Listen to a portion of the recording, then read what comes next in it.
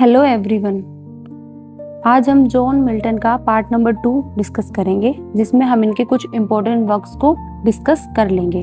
ठीक है, सबसे पहले इनके डेडिकेशन एंड इंटेलेक्चुअल इन्फ्लुएंस की बात करते हैं। तो Milton was deeply dedicated to his studies throughout his life, reflecting on his early education. Milton अपनी स्टडीज में बहुत ज़्यादा डेडिकेटेड थे। ठीक है, और वो खुद भी कहते हैं from 12 years of age, I hardly ever left my studies or went to bed before midnight। कि ये अपनी स्टडी के लिए इतना डेडिकेटेड थे कि 12 साल की एज से कभी ही ऐसा टाइम आया होगा कि इन्होंने अपनी स्टडी को छोड़कर, ठीक है, मिडनाइट 12 बजने से पहले ये अपने बेड पर सोने के लिए गए हों। ठीक है, इतने ज्यादा डेडिकेटेड थे कि इनको पढ़ते पढ़ते रात के 12 बज जाया करते थे।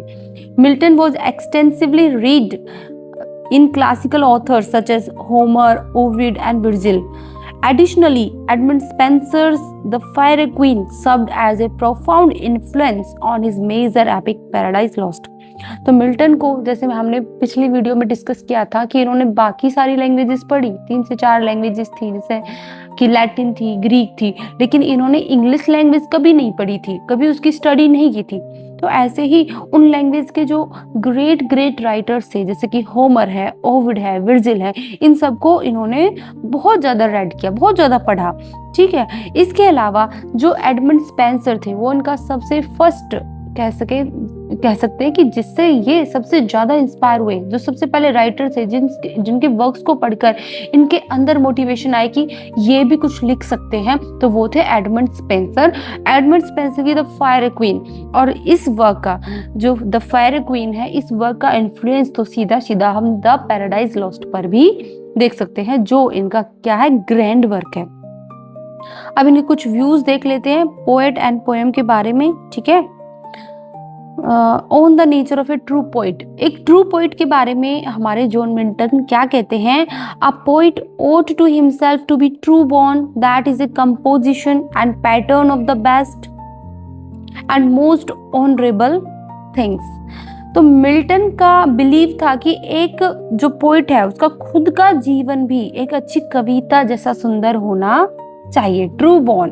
ठीक है, इसका मतलब है कि कवि के अंदर सभी अच्छी और सम्मानजनक, ठीक है, रिस्पेक्टफुल बातें होनी चाहिए, मोस्ट ऑनरेबल थिंग्स, ये इनका मानना था पोइट के बारे में। अब ये क्या बात करते हैं पोएम के बारे में, on developing the ideal man. ठीक है, उसके बारे में क्या कहते हैं, before one can write literature which is the expression of the ideal, he must first develop in himself the ideal man, the lofty ideal of an angel। कहता है कि कुछ भी अच्छा, कुछ भी लिटरेचर में लिखना चाहते हो तो उससे पहले इंसान को एक अच्छा आदर्श आइडियल इंसान बनाना पड़ता है। ठीक है, तो ये बात इन्होंने फ्रा एंजेलिको, एक जो है धार्मिक चित्रकार थे, और उनका नाम जो है बहुत ऊंचे और साफ चरित्र के उदाहरण के रूप में लिया गया है कि एक आइडियल मैन होना चाहिए। ठीक है, on divine inspiration, the spirit of Lord is upon मी। कहते हैं डिवाइन, इसके मेरे मतलब खुद कह रहे हैं ये कि वर्क लिखने के पीछे जो मेरी इंस्पिरेशन है, दैट मीन्स जो जॉन मिल्टन की इंस्पिरेशन थी, क्या थी कि जो स्पिरिट थी ना लॉर्ड की, ठीक है, स्पिरिट जो भगवान की स्पिरिट थी वो इनके अंदर आ गई थी जब ये वर्क लिखते थे। ठीक है, तो ये बात ये अपने बारे में कहते हैं कि मैं इसलिए वर्क लिखता हूँ कि गॉड की स्पिरिट भी मेरे अंदर आ जाती है, अपॉन मी, मेरे ऊपर आ जाती है, मेरे अंदर आ जाती है। ठीक है, नेक्स्ट अब मेजर वर्क्स जो इन क्रोनोलॉजिकल ऑर्डर, जो जिसका हम बहुत बेसब्री से इंतजार कर रहे थे, तो हम स्टार्ट कर देते हैं। सबसे पहला वर्क है on the morning of Christ nativity. ये पब्लिश हुई 1629 में, तो आप देख सकते हो कि अर्ली वर्क इनका यही है। ठीक है, written while Milton was a student at Cambridge University celebrating his 21st birthday. This piece became Milton's first published poem. ये मिल्टन के द्वारा पब्लिश की गई पहली पोएम है, और ये पोएम उन्होंने तब लिखी जब वो कैम्ब्रिज यूनिवर्सिटी में एक स्टूडेंट थे, और उस टाइम पे उनकी एज हो गई थी 21st। अपनी 21st बर्थडे को सेलिब्रेट करने के लिए उन्होंने एक पोएम लिखी।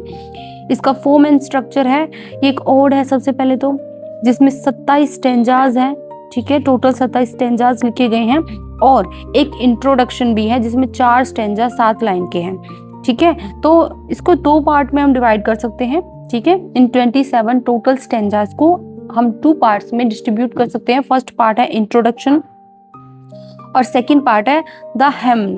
तो फर्स्ट पार्ट में 4 स्टेंजा 7 लाइंस के हैं और सेकंड पार्ट द हम है जो कि मेन बॉडी है और उसमें 23 स्टेंजास इंक्लूड किए गए हैं।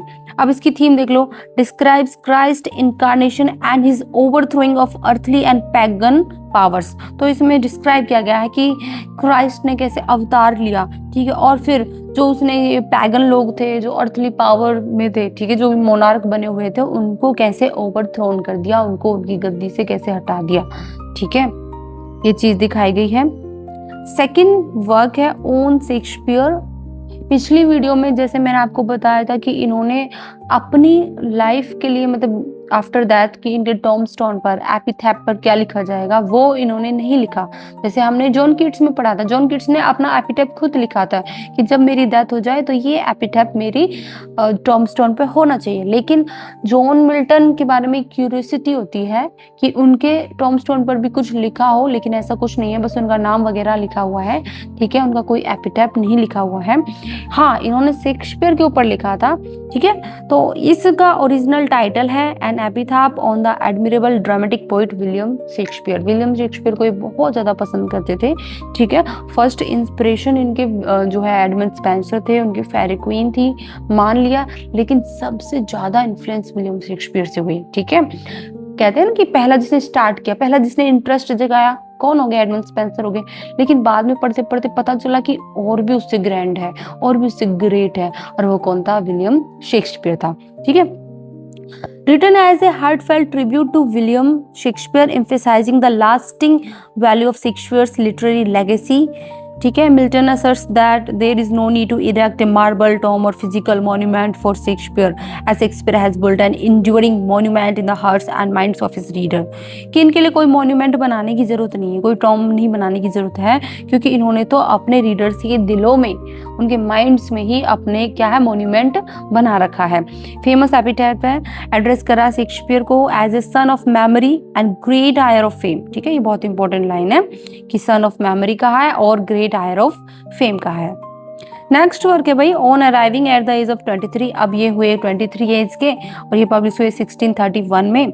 ठीक है, written when Milton turn 23 years of age, reflecting on his growth since writing the nativity ode at 21। वो 21 की एज में लिखा, ये 23 में। He meditates on the passage of time and his literary maturity. तो अपनी जो लिटरेरी मैच्योरिटी है उसका टाइम टू टाइम बता रहे हैं। ठीक है, की ओपनिंग लाइन है, how soon hath time the subtle thief of youth stolen on his wings my 3 and 20th year. ठीक है, बहुत इंपॉर्टेंट लाइन है, लाइन से क्वेश्चन आ सकता है। तो कह रहा है कि देखो कितनी जल्दी टाइम पास होता है और जो मेरा यूथ है कैसे वो चल जा रहा है, गुजर रहा है। ठीक है, मेरी एज बढ़ रही है, अब मैं 23 की एज का हो गया हूँ। He reflects on passing his 23 years, observing that time acts as a thief of youth, stealing his adolescence before he could produce a monumental poetic work. तो एक तरह की डिप्रेशन, एक तरह की निराशा इनके वर्ड्स में देखने को मिल रही है कि हाँ मैं 23 की एज का हो गया हूँ, लेकिन अभी भी कोई भी मोन्यूमेंटल, कोई भी फेमस वर्क मैं नहीं लिख पाया हूँ। नेक्स्ट वर्क है भाई द एल एलिग्रो। टाइटल का मीनिंग है, देखो टाइटल इटालियन में लिखा गया है, इटालियन लैंग्वेज में, और इसका मीनिंग होता है द हैप्पी मैन। इंग्लिश में इसका मीनिंग क्या है, द हैप्पी मैन। थीम देख लो, the speaker banishes melancholy to dwell in enduring darkness and calls upon Euphrosyne. ठीक है, गॉडेस ऑफ जॉय को बुला रहा है, मेलंकली को भेज रहा है, बैनिस कर रहा है, asking her to bring happiness, smiles and notes. ठीक है, तो गॉडेस ऑफ जॉय को बुला रहा है यूफ्रोसाइन को कि आ जाओ, हैप्पीनेस, स्माइल, खुशियां बांट दो, और जो मेलंकली है उसको क्या कर रहा है, बैनिश कर रहा है, उसको निकाल रहा है। सेटिंग क्या है, explores lively city life alongside pastoral farm life, contrasting and comparing urban and rural experience. ठीक है, दोनों चीजों को दिखा रहा है, कंट्रास्ट कर रहा है, कंपेयर कर रहा है रूरल एंड अर्बन एक्सपीरियंसेस। तो एक दोनों की दिखा रहा है कि एक तरफ रूरल लाइफ को की सिमिलैरिटीज और डिफरेंस अर्बन लाइफ से कैसे अलग है, कैसे दोनों की आपस में सिमिलैरिटी है, इन सब चीजों को दिखा रहा है। Reflects classical Greek mythology and serves as the cheerful counterpart to Il पेंसिरोसो।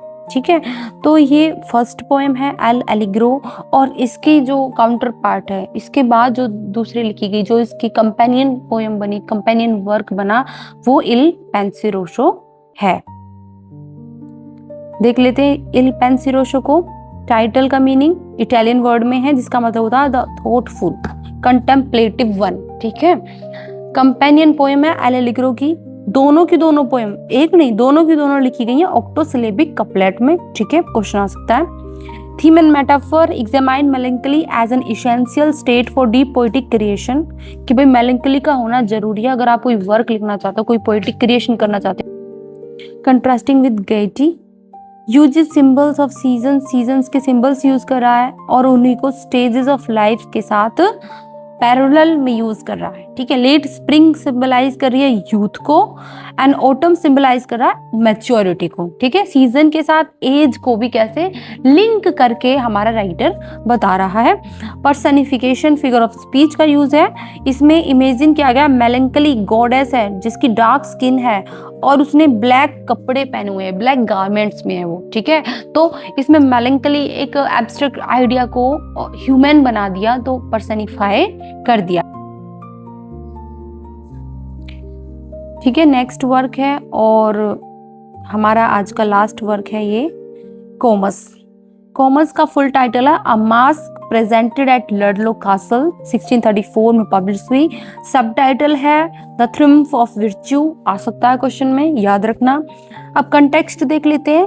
Presented at Ludlow castle to celebrate John Egerton, first earl of Bridgewater, taking his new position as lord president of Wales. तो ये हमारे जो first John Egerton first earl of Bridgewater बने थे। ठीक है, और उनको नई पोजीशन मिली लॉर्ड प्रेसिडेंट ऑफ वेल्स की, तो उसी के उपलक्ष्य में हमारे जो राइटर थे उन्होंने ये वर्क लिखा कॉमस। ठीक है, कॉमस वर्क से ठीक है, कॉमस वर्क से उनको जो है सेलिब्रेट किया उनकी न्यू पोजीशन को। ठीक है, तो फोकस कर रहा है चेस्टिटी पे एंड विक्ट्री ऑफ वर्च्यू पे। ठीक है, अपलोड क्या है इसका, two brothers and their sister, sister को द लेडी के नाम से एड्रेस किया गया है इस वर्क में। तो दो भाई हैं, एक बहन है, और ये तीनों ट्रेवल करें थ्रू द वुड्स, वुड्स का मतलब फॉरेस्ट से। ठीक है, the lady become separated and encounters the villainous Comus disguise as a shepherd. तो जो द लेडी है वो उनसे बिछड़ जाती है और किससे मिलती है, विलन है जो इस वर्क का कॉमस, जो डिस्गाइज्ड है एज अ सेफर्ड। सेफर्ड मतलब जो गाय चराने वाला, ठीक है, चरवाहा जिसे बोलते हैं, तो चरवाहे को मिलती है। कॉमस चरवाहा बना हुआ, डिस्गाइज्ड किया हुआ उसने। ठीक है, ये इसकी प्लॉट है। अब रिजोल्यूशन कैसे होगा, तो गॉडेस ऑफ विर्च्यू, ये दोनों भाई हैं, goddess of virtue and Sabrina water nymph को ये प्रे करते हैं, और वो अब सबरीना आके इनके हेल्प करती है, assist in freeing the lady. ठीक है, वो उनकी हेल्प करती है उस लेडी को फ्री कराने में कॉमस के स्पेल से, कॉमस के जादू से, reuniting her with her brothers and parents, और उसको वापस से उसके पेरेंट्स और उसके ब्रदर से रीयूनाइट, वापस से मिलवा देती है। ठीक है, so that's it for today. Thank you for watching.